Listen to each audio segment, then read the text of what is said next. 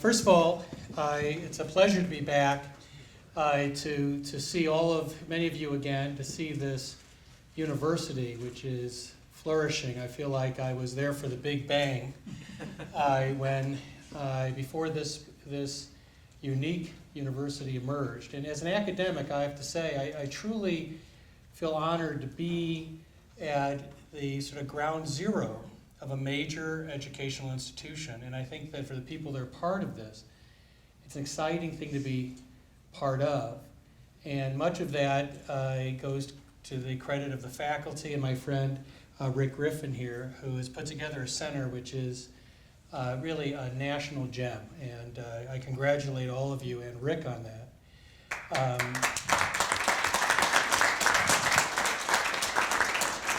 You know, when Rick called me about this panel, I couldn't resist it, on issues like the Establishment Clause, because he's a real expert on that, because he lived in a state with an established religion in Minnesota surrounding the Vikings.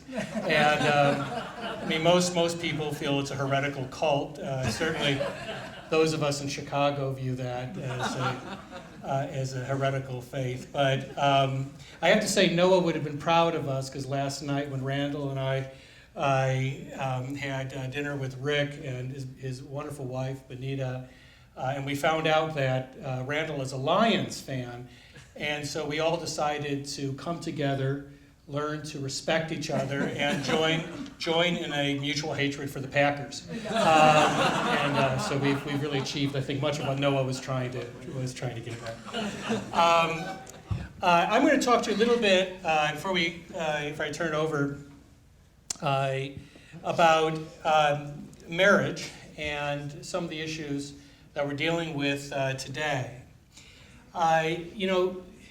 Religion in American public life remains a remarkable work in progress. After 200 years, we still seem a bit confused about where religion fits. Not in our lives privately, but in public life, within the government, how we treat our neighbors.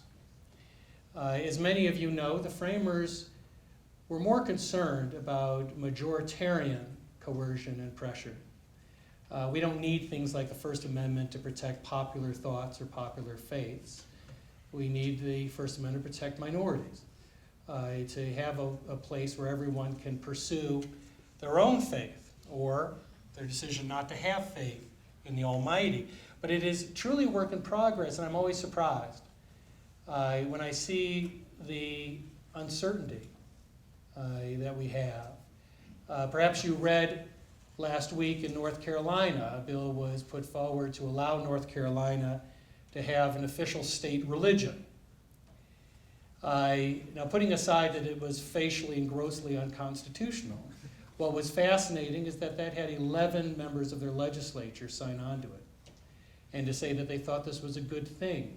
Now, putting aside their lack of knowledge about the Constitution, what was really chilling was their lack of knowledge about this country, about how we did an amazing thing in this country. From the very beginning, we were one of the most pluralistic nations on earth, and we found a way to coexist. And the critical decision that we made was to restrict the thing that has caused so much violence in this world in terms of its role in government, and that's religion. But that bill was defeated for obvious reasons, because it was moronic. But and I'm happy to say that North Carolina does not have a majority of morons, quite to the contrary. Just that most of them appear to have been elected. What really is chilling is a poll that came out a few days ago, which showed that 34% of the people polled said that they would like Christianity to be the official religion of the United States or of their given state. Now, this was a large poll of 1,000 folks. It's larger than some. And putting aside legitimacy or the methods used in the poll, if that number was half as high, I would be just as disconcerted and just as worried. it's chilling to think that 34% of Americans would want to embrace an official religion when they could open up any newspaper and see nations being torn apart by that. And it just leaves you with this fascinating problem that we have, that we haven't been able to reconcile with our neighbors as the role of religion. Now, we've had an uptick of this debate recently because of the two cases in the Supreme Court, Hollingsworth and Windsor, dealing with same-sex marriage. And standing in front of I was helped covering those cases, and standing up in front of the Supreme Court, doing legal commentary in those cases was one of the dumbest things I've ever done in my life. Only CNN would put the camera between the pro-same-sex marriage faction and the anti-same-sex marriage faction. So I spent most of the morning going, what? And trying to guess what the anchor was asking me. But what is interesting, and this I think ties into what Noah was saying, is that I teach a Supreme Court in the Constitution class, and we read not all the briefs, we read many of the briefs in these two cases.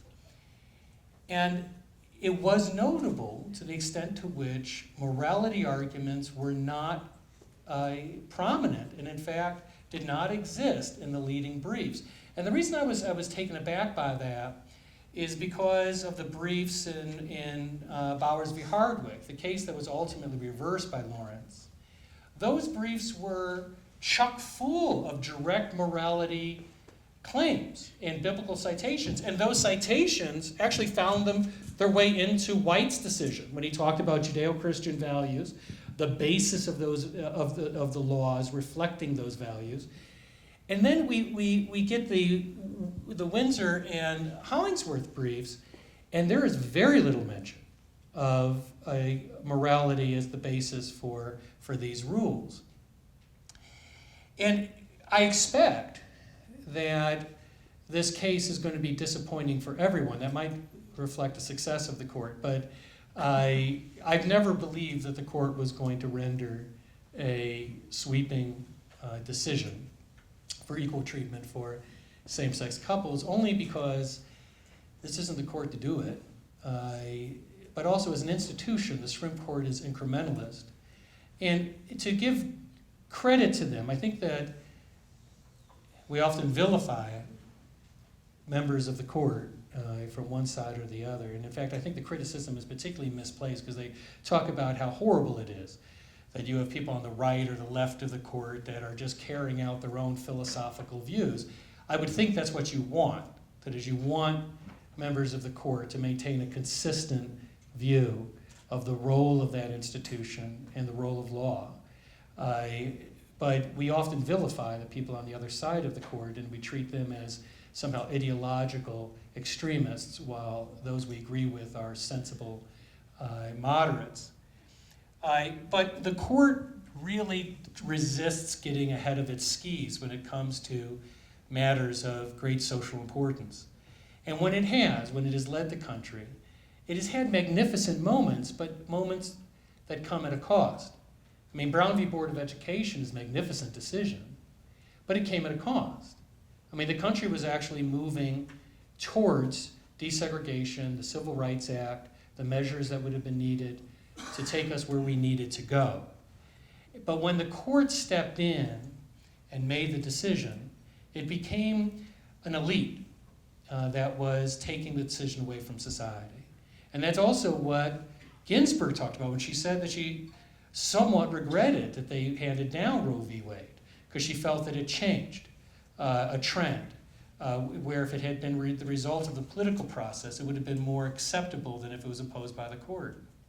And I think that's sort of what you're seeing in the marriage cases.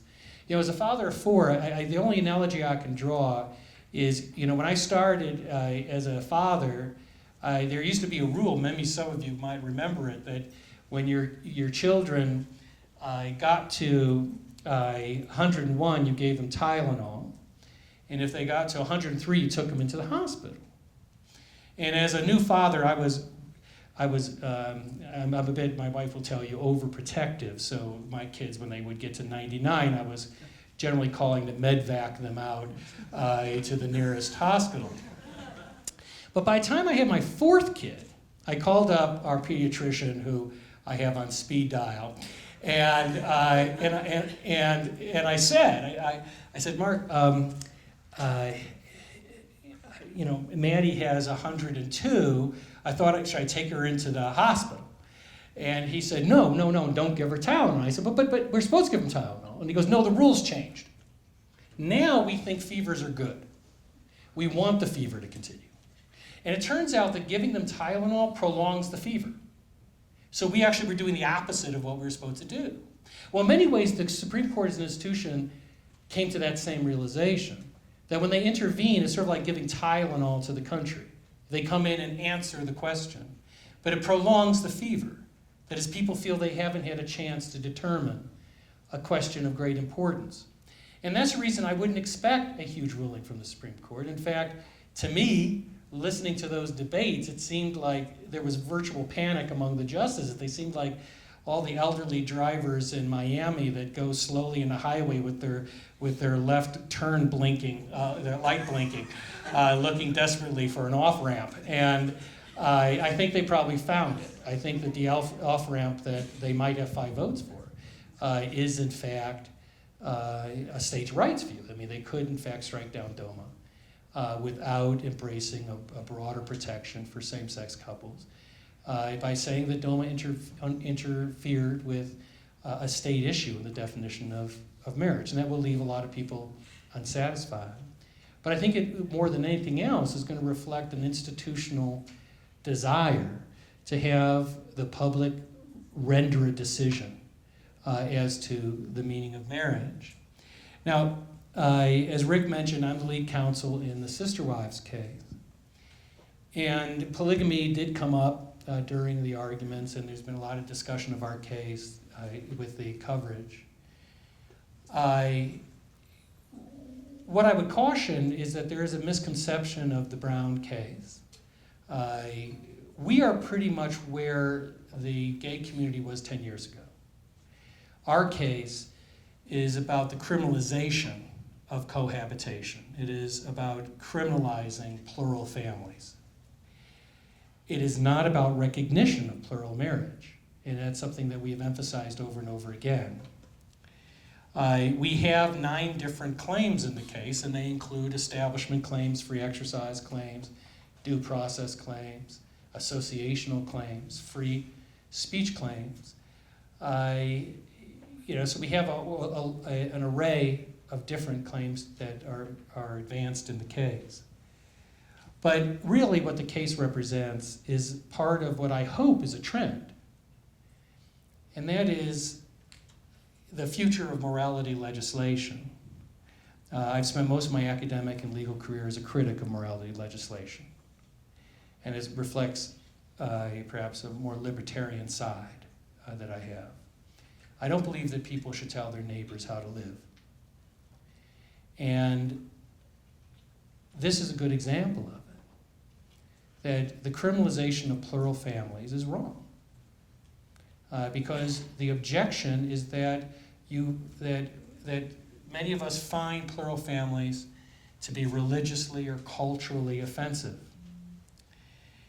And the fight that we're having in Salt Lake is the natural conclusion of a trend of cases. And morality legislation is on the decline. Just recently, the Fourth Circuit ruled that the crimes against nature statute in Virginia was unconstitutional. And this is a very conservative appellate court. The governor has decided he's going to appeal that decision, I think, unwisely. But across the country, there's an effort to repeal criminal adultery statutes, criminal fornication statutes, and also cohabitation statutes. Now, the Brown case is interesting because it has a mix of these different issues. The Browns are polygynists, and many polygynists, we use polygamy, it was really an umbrella term. Polygyny is really what most people think of a single man and multiple women. And many polygynists, the majority of polygynists, are religiously based. And it's a bona fide religious practice. In fact, it's a practice that is still practiced by millions of people around the world, and is practiced by many, many people in the United States. It is a very common practice among Muslim families, and I've talked to lots of Muslim leaders who've told me how privately it continues in their community, but it's just under the radar. And of course, you have fundamentalists who practice it for religious reasons as well. And it puts us in a tough position because this is a bona fide religious practice, one of which majority of people don't agree with. But this also involves consenting adults. And the Brown case is fascinating because it's the world's most transparent family. They've been under investigation for 2 years. The state is on record in the case as saying that there are no crimes, no welfare crimes, no abuse of children, no abuse of spouses. So what you have is a very clean case where you have consenting adults who do not have multiple marriage licenses, who say as an article of their faith, they live together as a plural family. But the cohabitation statute doesn't just apply to polygynists. It applies to the array of and the range of different plural relationships that is often ignored in this debate because we prefer to think of Warren Jeffs rather than Kody Brown. We want to demonize people who follow this practice. We like to think of this issue as compound polygamists wearing prairie dresses and living behind walls. And the Brown family shows us that's just not what is involved. That many of these plural families are modern, they live in towns, they have regular jobs, their children. I can tell you the Brown family, their kids are just like my kids. I could not tell any difference at all. They are very happy, they're very well-rounded. But we also don't like to talk about the fact that there are tons of plural families in the United States. And what bothers me about the rhetoric that you often hear about family values is that really, when you boil it down, it often becomes my family's values. You know, when you really ask people what are family values, strangely, when they describe it, it looks a lot like them. I like families. I think it's a very good thing to have families, to have people who structure their families according to their faith and beliefs. And that includes polyandrous. You know, I was the expert in the Canadian case. And there's a so-called polygamy belt that runs from San Francisco to Vancouver. At either ends of that belt are very large communities of polyandrists, where you have a single woman, multiple males. They tend not to be religiously based. But the fastest growing plural families are probably polyamorists. They're probably the fastest single group. They are also not religiously based. But all of them are criminalized in statutes like Utah. So I think what makes the Brown case interesting for many is that it is the ultimate expression of this fight over the future of morality legislation. I think that morality legislation is on the decline, and I'm not going to mourn its passing. I happen to think that people can make their own decisions about morality. If you want to criminalize something, find a social harm. Find how they're harming other people, not just because you find them to be offensive or obnoxious. Now, once we pass through that question, there's a much, much more difficult question that I think that we should focus on. Not the future of being able to legislate morality, which is, in my view, a contradiction. And that is how we reconcile a growing area of law of anti-discrimination with religious practices. And on that, I think that religious advocates have a very good case to make. I happen to strongly disagree with the Bob Jones decision. I think it was wrong. But I disagree with the entire line of cases dealing with tax exemption. Religion, by its nature, is exclusionary. When you gather the faithful, you're gathering them within a larger population. You exclude. You define yourself in a way that identifies you differently. It's discriminatory. And we have these laws that says, well, you know, if you discriminate against anyone because of religious reasons, we're going to take away your tax exemption, which is a death knell for many organizations, certainly many academic institutions that are religious. I think it's wrong. I think we have tax exemption because associations have long been valued in this country. The framers valued them This system works best when we gather in associations. The very factions that Madison talked about are good. I mean, that's what makes Madison so interesting, is that instead of ignoring factions, he embraced them, he acknowledged them. He created a system in which disparate factional groups could result in a majoritarian resolution through the legislative process. Associations are good. We want people to join together. We want them to try to influence policy. And that's why we should not withdraw tax exemption from groups because of their values, because they are discriminatory. And we've had this now issue before a bunch of different courts, and discrimination laws have triumphed. And one of the things I've been writing a lot about recently is that the anti-discrimination laws, which I happen to support, I believe in pluralism and tolerance, but the anti-discrimination laws are taking chunks, not just out of free exercise, but free speech. That more and more speech is being curtailed by hate speech laws that are expanding and other types of laws that deal with discrimination. And I think that's a much more valuable thing for us to debate as a society. I think we have to move beyond morality legislation and talk about where we have to draw these lines. Now, that sort of leaves me on a sort of a negative point. I remember hearing Woody Allen say once that he prefers to end on a positive note, but asked his audience if they would accept 2 negatives. I suppose I could offer you 2 negatives and hope that they create a positive. One negative is that morality legislation is on the decline, and I encourage you not to mourn its passing. It doesn't make us immoral. To the contrary, what it says is it's the ultimate expression of morality, to say that we're not going to force people to live by our morals, to allow everyone to pursue their own moral beliefs and faiths. It's a good thing. Second, we're going to have more of this tension between discrimination, anti-discrimination laws and faith-based values. And that is where I think that we should join together, not just people of faith, everyone, including people that are agnostic or atheists, and support groups of faith, that they have a right to association, to be treated equally.